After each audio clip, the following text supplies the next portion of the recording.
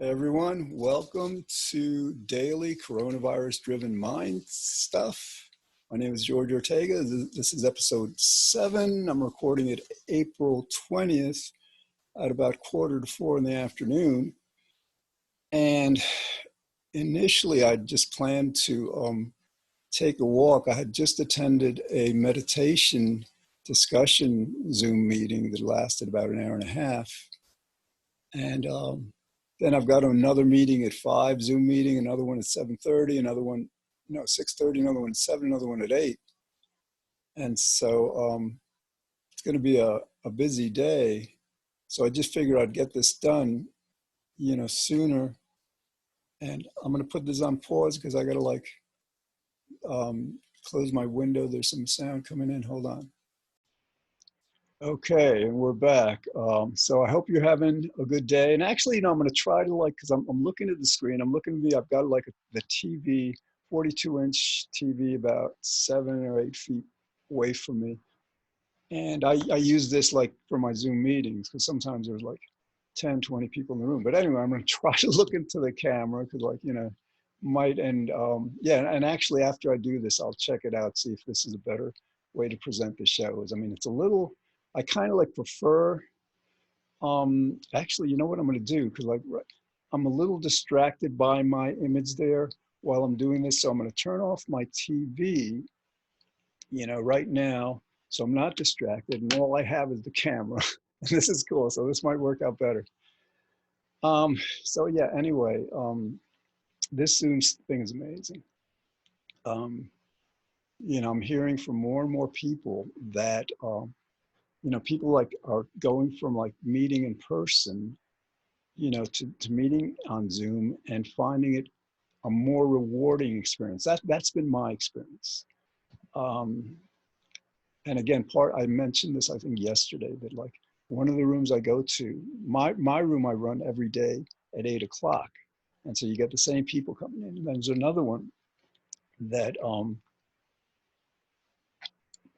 someone else runs that I attend every day, and we're getting to meet each other, to know each other, and to feel really good. It's kind of it's a combination party therapy group, because mine is about happiness, and that is it's self-help support. It's not necessarily therapy. The other group is more directed toward people. I've had social anxiety, especially throughout my entire life. Sometimes it gets really challenging. I mean, that's why I meditate a lot, to control it. I don't like to rely on any kind of medication. So that works with it. But, so anyway, yeah, Zoom is going to change the world. It's and so I got to remember to Google this. Before the coronavirus, had 10 million subscribers, mainly corporate. Then as of a couple of weeks ago, and I haven't checked since, it had over 200 million. It may be close to 300, 400 million by now. Because Facebook was good, and I think Facebook got up to over 1 billion, maybe more. But I think this is many times better than Facebook because it's, Facebook is just you're watching, seeing people's photos, or once in a while you see a video, but it's not in real time, and you're reading stuff. Whereas this is real time connecting, not just with people in your community, your family, your friends. It has the potential of connecting you with people all over the world, literally. And I got to take a breath. I got to got to relax. Because actually that's one thing my, this anxiety that I kind of have, um, it, it manifests when I'm doing these Zoom calls and doing the show is I talk much louder than I have to, because I do the mic check before, and I can talk in a very calm, relaxed, not loud way. And it records well. It's got an automatic Zoom. Zoom is such an amazingly well-designed program app. It has a feature where it automatically adjusts your sound. So in other words, if you're talking too loud, it lowers it. If you're talking too soft, it raises your mic. It's so cool. Um, so like actually interestingly, in the discussion that I just had with these meditators before this, just recording this episode, somebody mentioned that they were kind of like feeling bad for kids that they have to learn now through Zoom, and that it's not the same experience as seeing each other in person. And while certainly that is the case in some ways, I actually like in one of the Zoom rooms I visit daily, there's a woman who is pretty much there daily also, and she's a teacher in Canada, and elementary school teacher, and she related that sometimes, if I understood it correctly, that sometimes with kids that are like very shy and are not able to participate in her class for whatever reason, that the Zoom format, has really helped them, to connect better. And I could attest to that. I was just saying recently that my social life has never been more active. Again, like a meeting earlier today. I told you, so I mean, it's awesome. It's almost like I'm doing this too much, but no, it's a combination party therapy. But moderation is good. But and again, like there is an alienation here in the United States. I don't know about other countries, probably in the more advanced countries, where like we don't have as many friends. We spend less time with friends and family. We're just like busy with stuff, surfing on the net, playing video games, watching TV, whatever we do. And so this Zoom is like such an amazing vehicle, medium for bringing us together, and that's what's happening. It's so cool. All right, so that's my promotion of Zoom. So what else? Um, it's interesting because like I want this to be kind of like stream of consciousness, free association and all, but sometimes like I don't want to reveal information that's too personal, like let's say it's about somebody that I know, that so I got to learn how to navigate that. And the cool thing is like sometimes I feel like I have to always be saying something, right? But I don't think that's the case. I think I want to try to get comfortable with just taking pauses, 10-second pause, maybe in a 20-second pause. I mean, that's hard for me, but I think I can do it. I don't know. Back to the benefits of Zoom. Because like, I'm promoting it because like, yeah, you can't talk about how good it is without promoting it. But again, my particular a challenge that I've had for my entire life, has been this like social anxiety. And so the benefits, I'm on these Zoom groups every day, and I'm making friends, and I'm feeling, and I hear this from them too. Because again, like think about it. Think about like engaging in a conversation, because basically that's what it is, with a group of people for an hour, sometimes two, sometimes longer, every day. And sometimes we talk about specific themes, but a lot of times it's just free flowing conversation. You're going to get to know each other pretty well and feel really comfortable with others, and they're going to feel really comfortable with you. And that's what's happened. It's only been a week or two that I've been attending this one group I mentioned in my group that I opened up about a week or so ago. It's very cool. All right, I want to, let's see, um,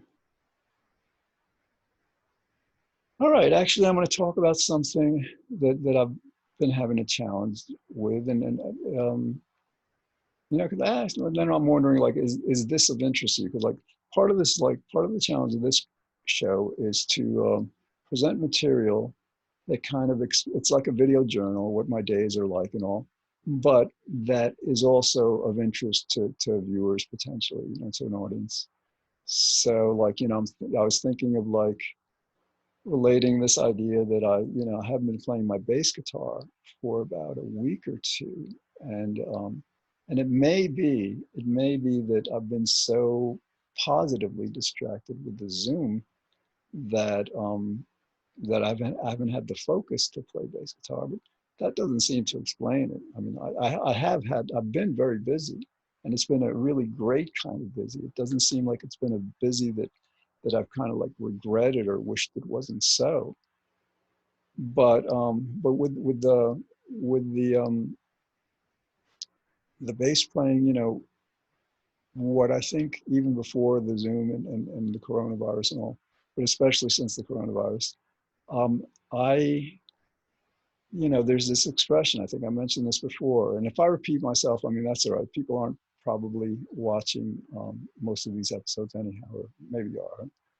But there's an expression that goes, Nero fiddled while Rome burned. And there was like this great fire in Rome somewhere around the turn of the Common Era. I forget when it was. I think around 70 AD or something like that, you know, a little before that.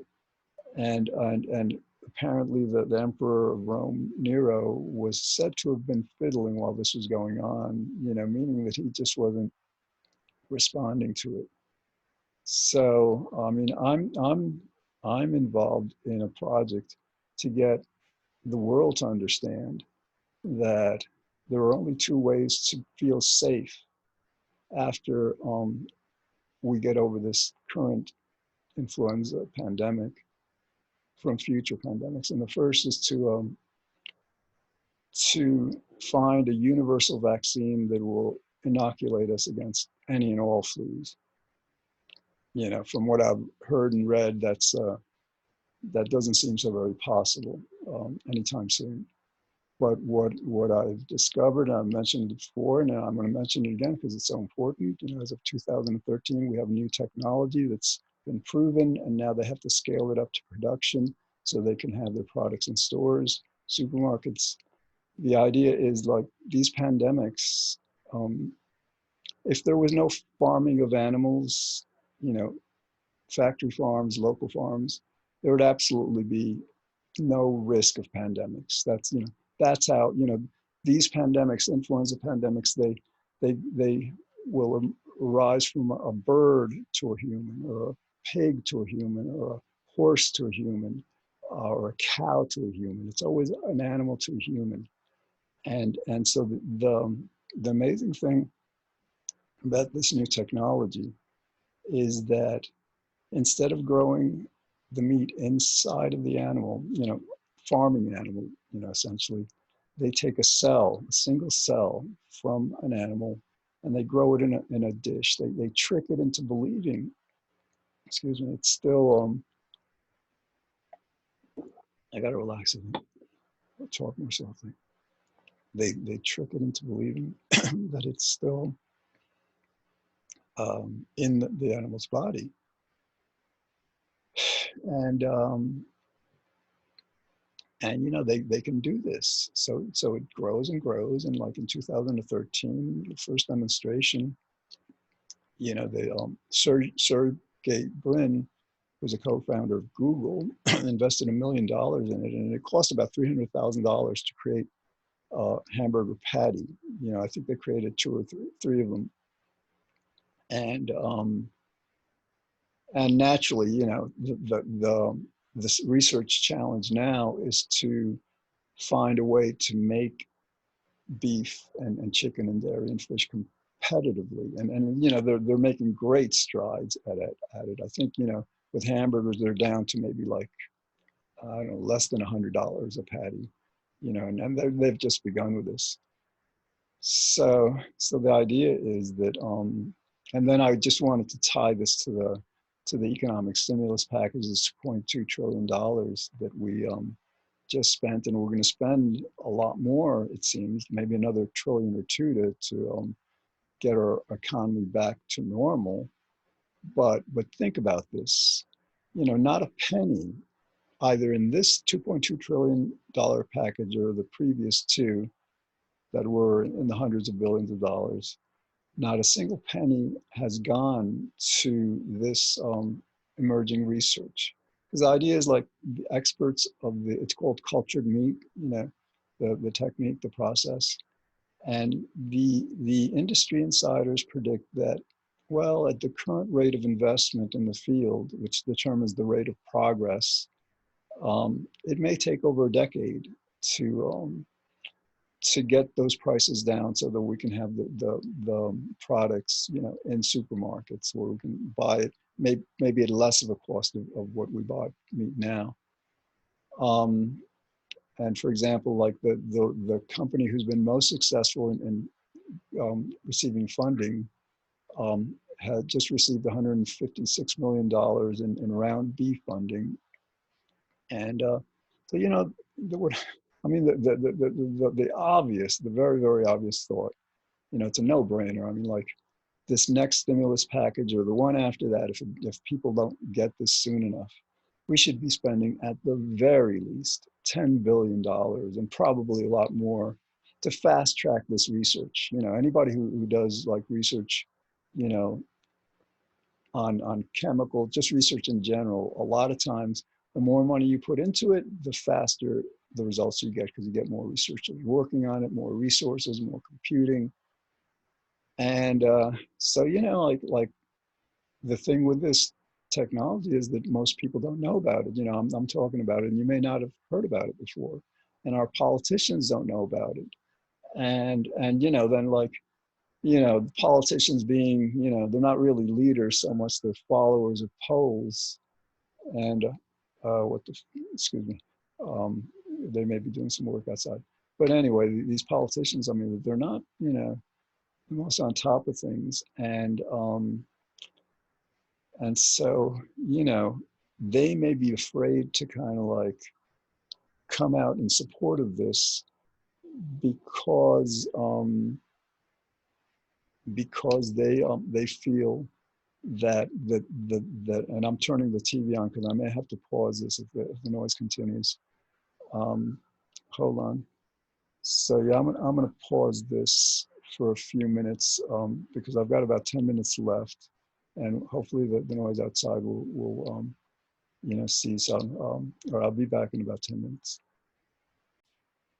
All right, so we're back. It only took like 5 minutes, and kind of like got dressed to go out, and I'm gonna take a walk after this. So anyway, and I had to turn the TV on to do this. I'm gonna turn it back off. And so yeah, the idea is that politicians may be afraid to promote this because a lot of people will say to themselves, oh, this is not real meat. This is like, not natural. This may not be safe or healthy, but actually the opposite is true. It is completely natural. It's the same cell that is growing inside of the body of the animal, but it's much, much healthier.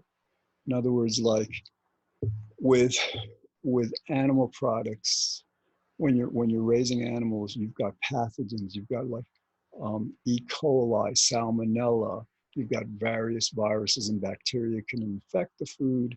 And you've noticed that there have been like recalls of meat and fish and dairy, because of this. So this process eliminates all of that. That's the first benefit.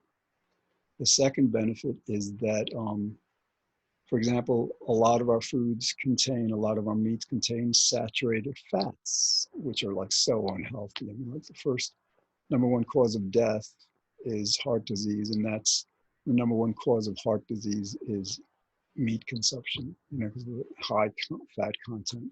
So this is not genetic modification, genetic engineering, but what they can do is they can feed these cells a food, a medium that doesn't contain saturated fat, doesn't create saturated fat.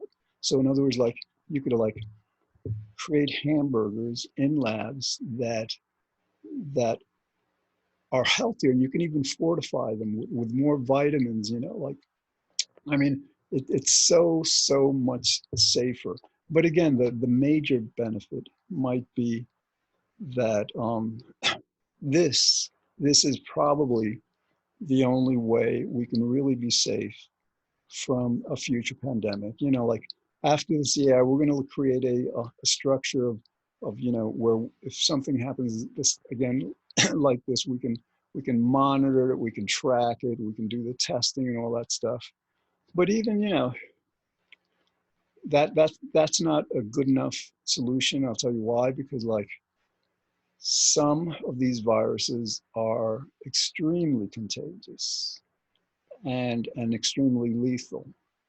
And so like we've kind of lucked out with coronavirus in the sense that it is contagious, not extremely contagious, but it's contagious, but it's not necessarily so lethal. And, you know, I'm saying this relative to other pandemics, other influenzas, you know, because it is killing a lot of people, but in other words, it could be a lot worse. So even like if we had the perfect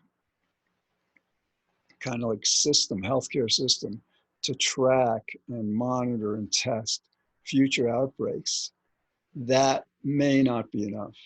Okay, so the only way we're going to really be virtually 100% safe from future pandemics is to transition from the farming of animals, you know, in factory and local farms, to the growing of meat in these labs. And the only way we're going to do that is, you know, anytime soon is to pump, you know, again, 10 billion, it should probably be $20 billion into it now. So we can have these products on the shelves in maybe 2, 3 years. Because that, you know, they theoretically could do that. Okay. So what else? Uh, yeah, it's a revolutionary thing. It's amazing. And there's a movie that actually was supposed to premiere um, at a Canadian film festival. It's called Meet the Future, MEAT, The Future, by a woman named Liz Marshall, I believe. And it was supposed to premiere at a Canadian film festival in April, but since, you know, these film festivals are being canceled, they're finding ways of premiering it, you know, let's say online. And I will check. I checked on Netflix and apparently it wasn't available there. But I'm gonna like go to their website and see if there is, you know, a time where, you know, through Amazon or Netflix or something, you could watch it through the internet.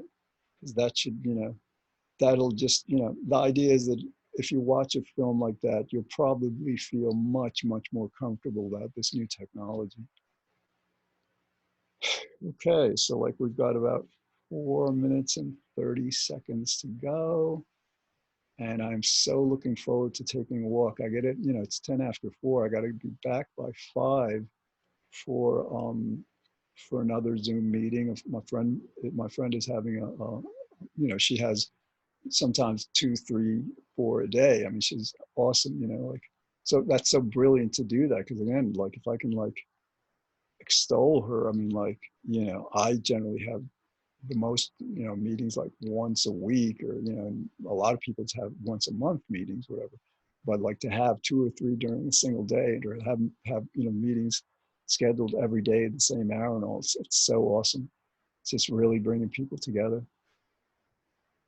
Okay, let's see what else. You know, I got to learn how to kind of like, and this may be good practice, you know, to learn how to give these presentations without being so hyper. And, you know, these Zoom meetings hopefully will help me with that too. Because, you know, I'm kind of yelling into the mic.